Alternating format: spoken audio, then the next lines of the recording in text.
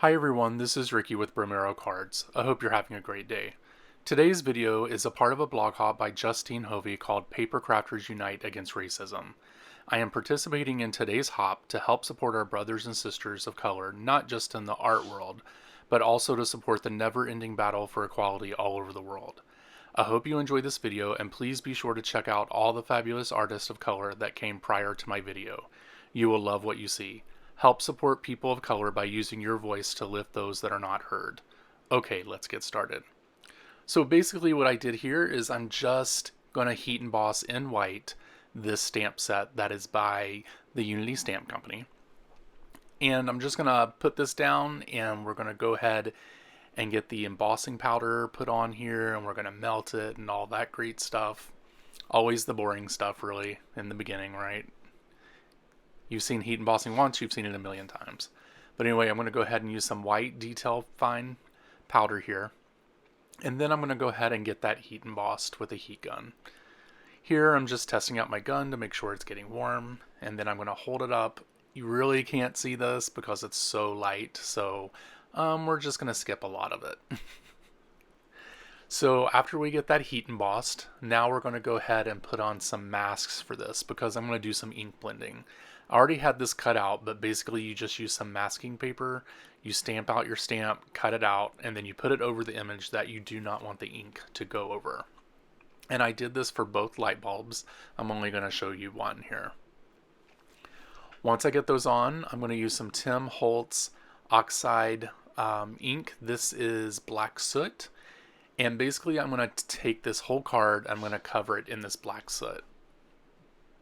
So you're probably wondering why I just didn't use black cardstock. Well, I tried, but I could not get the result that I wanted out of black cardstock, so I had to make my own.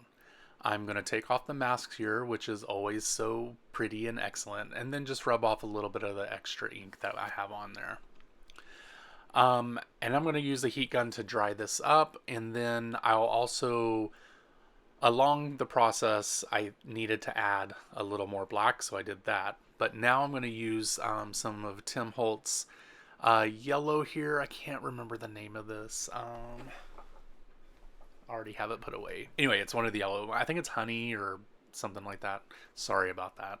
But basically what I'm trying to do is create a light in a dark sky.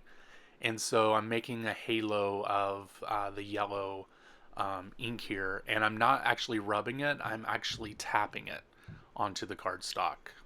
It was a lot easier. If I was rubbing it, it was blending in with the black and it really wasn't staying on top. So that's why I just used, like a little tap with the brush. Now I'm just taking off some of the yellow to try to get the white to come through from the lights. I didn't want to rub too hard because then it would take off all the yellow paint that was on there. And then here you go, you see me as with black soot. I'm going in to make it a little darker because I really wasn't happy with how, I guess it was looking gray to me. And I really wanted that yellow to shine through. So as I'm doing this, I'm just using the tapping motion again here and just taking the black soot and just tapping it onto the cardstock. Again, if I was rubbing it, it wasn't really sticking to the card. I did use some Bristol Smooth cardstock, and that's probably why that's happening. So I have all the black soot on here, and now it's time to get the heat embossing of the sentiment on. Now, here was my big mistake. I forgot to use my powder bag to take off all the electricity or the static electricity from the card, but also I didn't check to see if the ink was dry. So this was a good check. This is why I did that.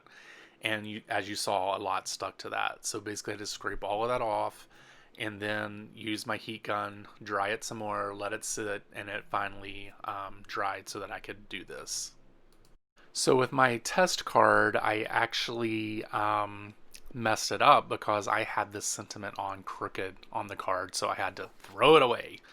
But what I did here was I just used some white cardstock to make sure that it was on straight before I actually put it onto my card because I did not want to ruin this one. So I'm basically going to do the same thing. I'm going to use some Versamark ink here to do some heat embossing. I'm going to use some white embossing powder again. I'm just going to tap that on and put it on again just to make sure that it has a good impression. So the next thing we're going to do is go ahead and get the embossing powder on here, and there's a little bit that sticks, not too bad. I'm going to tap that off, and then I'm going to pull over a brush and just pull off all that extra.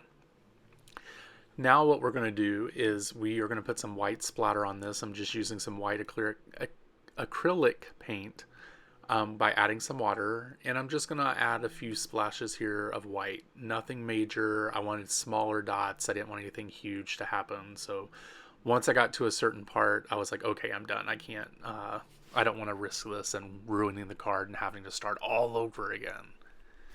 The next thing I'm going to do is I'm going to cut this down to 5¼ by 4.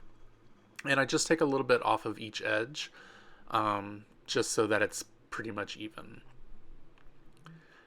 And so I'm going to go ahead and get this all cut up, and then I'm going to go ahead and get this glued down to the yellow cardstock here. I actually decided to take this yellow cardstock and cut about 1/8 off of that, so it's just a little bit bigger than the black cardstock and gives it a little bit of frame.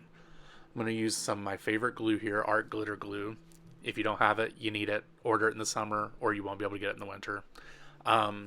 So of course my head shows up to get that even, because that's the tool I use to get things even, apparently, on cards. I'm going to use the same glue, and I'm going to put this down onto the card base that's cut at 4¼ by 11 and then folded in half. Actually, this is a side folding card, so it's cut at what, 11, 5½ by 8½, right? I think that's right. And fold it in half. So I'm going to go ahead and get that on there. I want to thank you guys for watching this video. Please make sure you check out all the other artists that are on with this blog hop. It's really important that we use our voice to help others in need. I really appreciate it. Make sure that you follow along, and you guys have a great week. Do your best to be the best person you can be and help out others as much as you can. Make sure you follow me on all the social medias, and you guys have a great week. Bye.